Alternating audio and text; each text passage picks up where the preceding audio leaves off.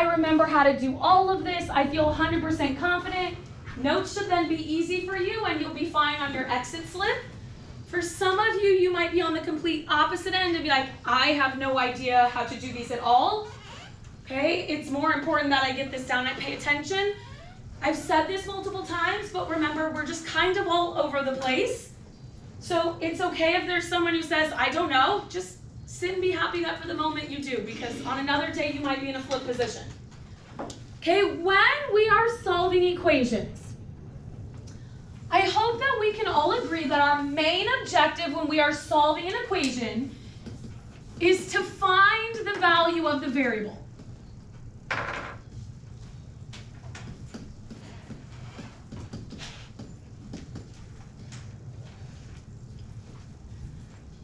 Okay, so in the math world, what is our definition? What does the word variable mean?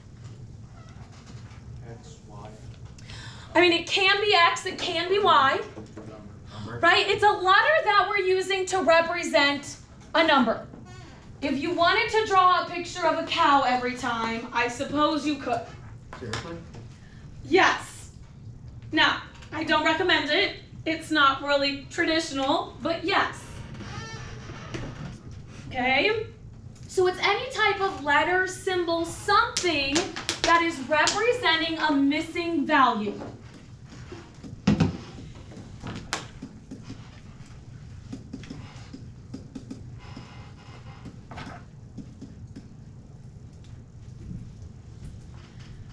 Okay, as I start getting into definitions, my students often say to me, Mrs. McKinney, do I really need to know that definition? Yeah. I guess here's where I stand on this. Do you need to go home and make flashcards and memorize every definition because you're going to see it on a test? No. However, it would also be good that you can communicate in a way that makes sense. Right? You don't want to go, oh, I don't know that thing. So, for example, I know that most of you have noticed my Spanish is lame at best. And when I'm trying to talk in Spanish and I can't find a word, I start making up stuff to try and describe it. Right? And, then your arms start doing things, and all of a sudden it's a little bit trickier to get what you want across.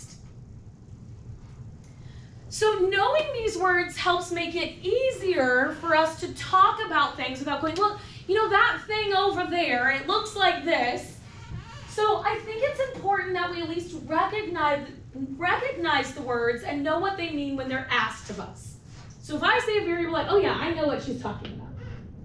Okay. When we are trying to do this, when we're trying to get the value of a variable, our goal is to get the variable by itself. And we do that with inverse operations.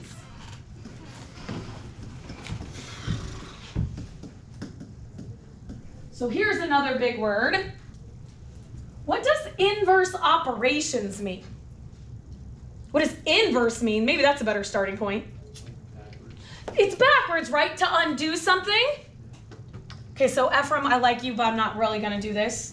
Let's say I give Ephraim $20. That'd be really nice, right? But I'm not going to do it, I'm sorry. Why? I don't know, I'm not a cool person. If I give Ephraim $20, if I want to inverse that action, what would I do? I would take the $20 back, right? I'm undoing what I did. In the math world, we can undo operations the same way. Okay, and so our inverse operations are that addition goes with subtraction.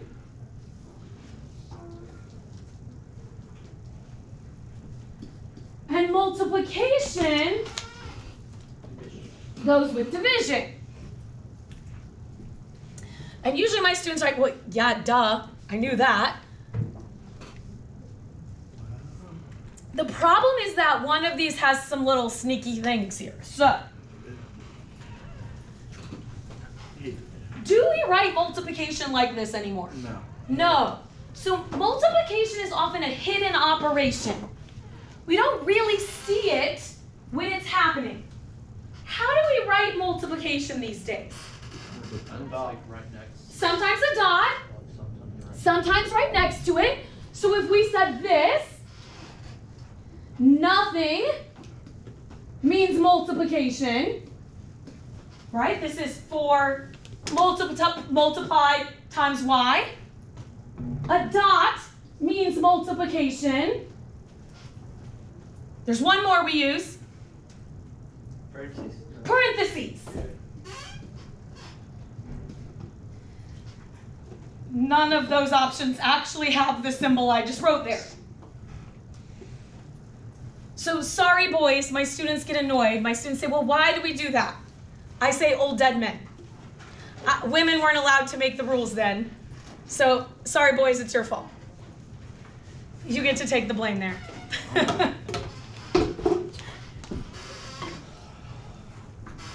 How about division? How do we write division nowadays? If we don't have good software or slash, what is that slash part of? A fraction. Right? So division we tend to write as a fraction.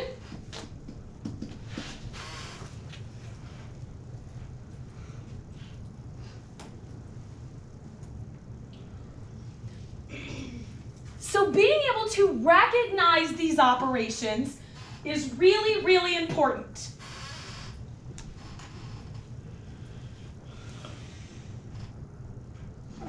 The other thing that's really important is that sometimes problems are confusing because they put two operations together. And then we decide, well, I don't even know how I should read this thing. Okay, so another skill we want to be able to do before we even actually start solving is, can we clean up a problem that has multiple operations happening in it? For example,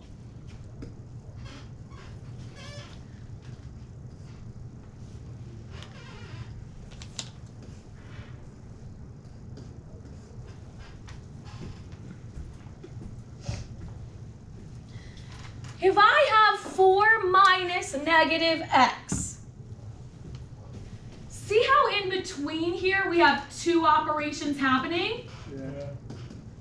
It's kind of confusing with two of them going on. It's always better if we can sort of clean that up. If you've had Mr. O'Neill, he says that he zambonis them. I don't know why. You know what a zamboni is? It's one of those things that drives on the ice at a hockey rink and makes the ice all pretty and clean again. So somehow that's stuck, I don't know. Okay, if we have two operations, it's better if we can turn it into one. So here's our rule. I'm going to sort of give you a rule here. If they are the same sign,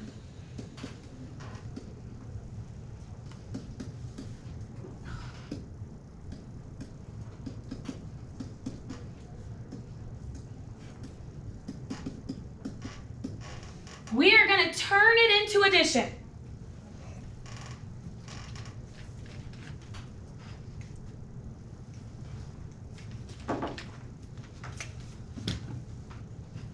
If they are different signs,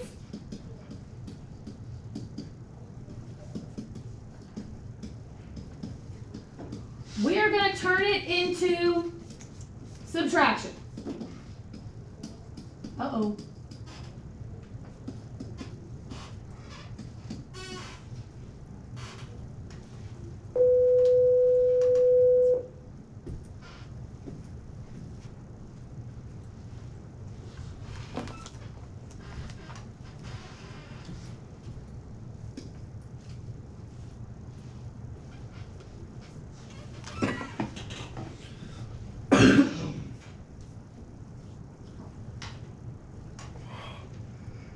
Okay, I'm just waiting for people to finish writing. I don't want to leave anyone behind. So we are agreeing that there are two operations here, correct? Yeah. Are these the same sign? Yeah. Yes. So if they're the same sign, what are we going to turn it into? Addition. Addition. So we are going to turn this into a 4 plus x. These two things mean the same thing. It is way easier to think about one operation than it is to think about two.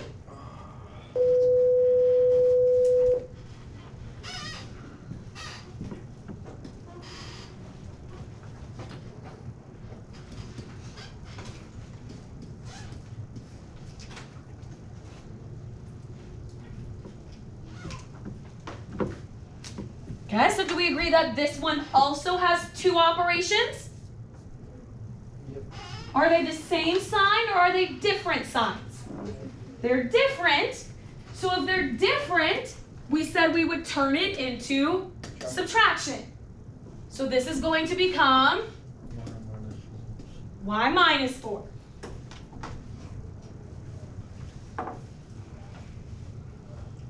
So 4 is basically positive.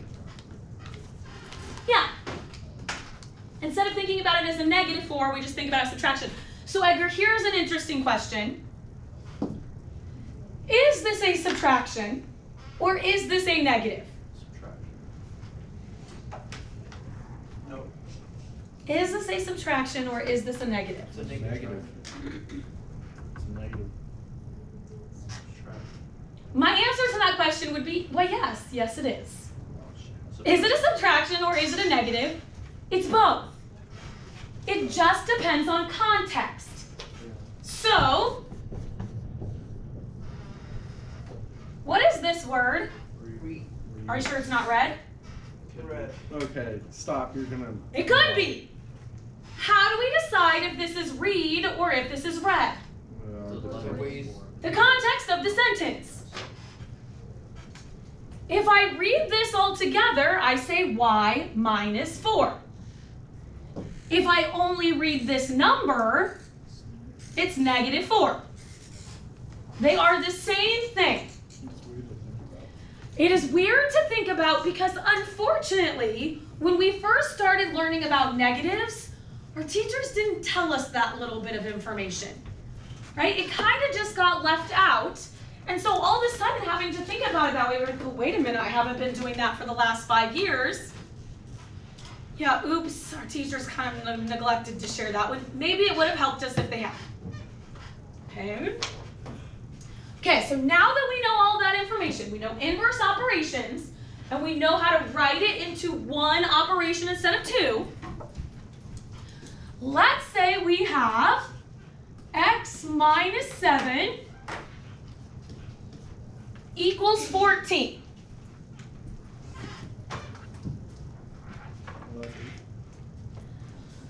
Okay, when we are solving an equation,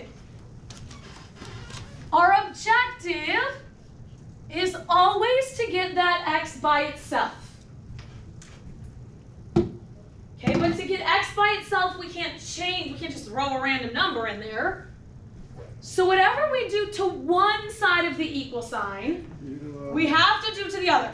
How many of us say, oh my gosh, I've heard my teacher say that a bajillion times, right? Whatever I do to one side, I have to do the other. So that's where our equal line comes in. Whatever we do here, we also have to do here, right? To keep two things equal, we have to do the same thing.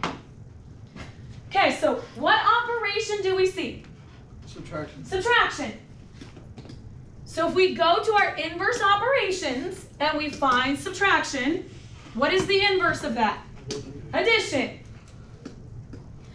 So we are going to undo subtraction with addition.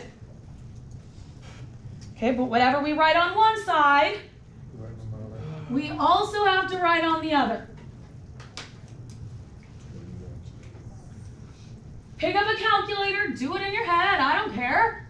14 plus 7, 21. What's a negative 7 plus a 7? 0, right? These just cancel out. So our x is alone. X equals 21. This stuff. Huh? I said this stuff. Huh? Got it. Are we doing Aleks stuff? Some. 8 equals y divided by 3.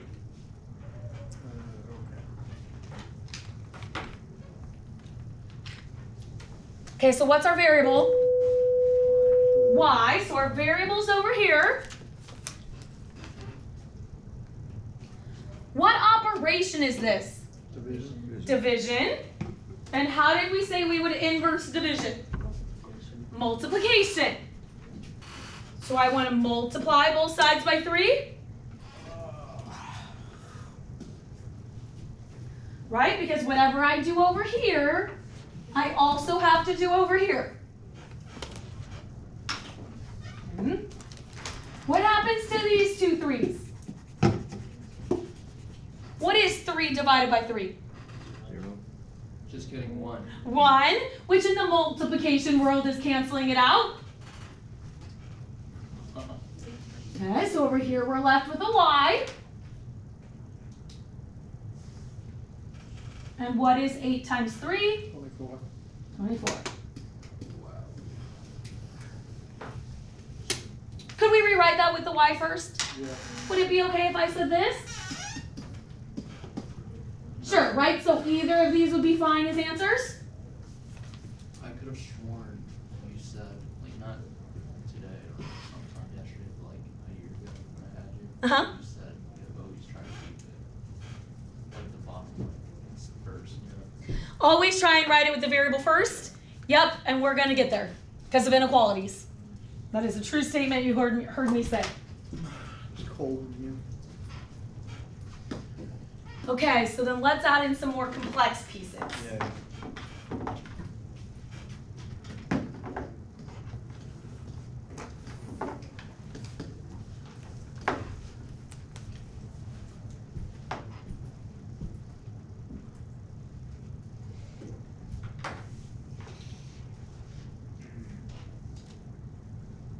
Three-fourths W.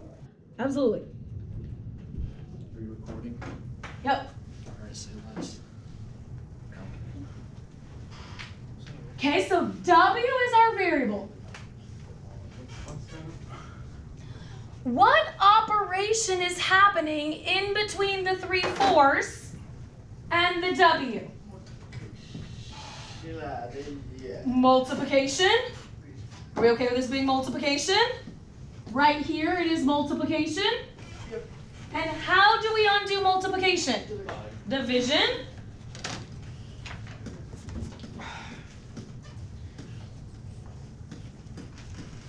Okay, anybody say they write that a different way? Right here. What do you write, Oscar? You can write it aside. I write it aside. Do you write multiplying by the reciprocal? So dividing by 3/4 is the same thing as multiplying by 4/3. So if you do this, it's totally fine. Okay, there's nothing wrong with doing that at all. But now that we know how to type this in our calculator, we should just be able to put in 9 divided by 3/4.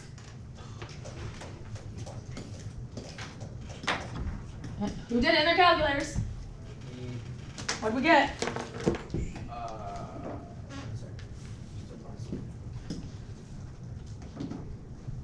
A number.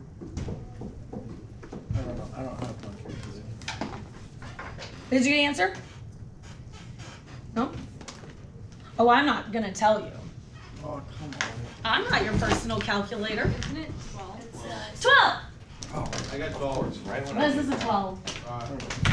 I have a rule in my household. I am not a human calculator. I don't do other people's computations. Really? Here or at school, yes. People think that because I'm a math teacher, they'll be like, what's 472 times 3.75? I'm like, what? I'm not your calculator. my brother's my brother. You can be a helper though. Okay, so are we okay here? One more weird one.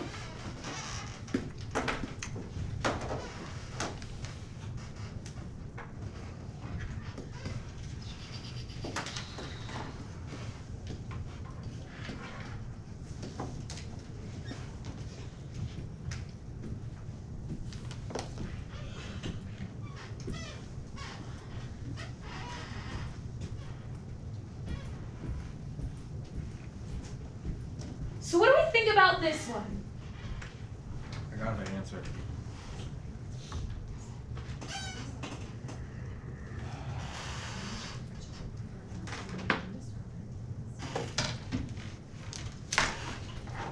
So what did we say we would do if we had two operations? I'll make it I did. Turn it into one operation. Yeah. And if they were the same sign, what did we turn it into, Isaac? You just said it. Addition. So we can rewrite this as x plus 3. And then it's a lot easier to decide what to do with it, right? Because how do we undo addition? Subtraction. Miss McKinney, did you give out homework yesterday? No, we'll have to make sure you get your 3 hours of Aleks done. Just each week.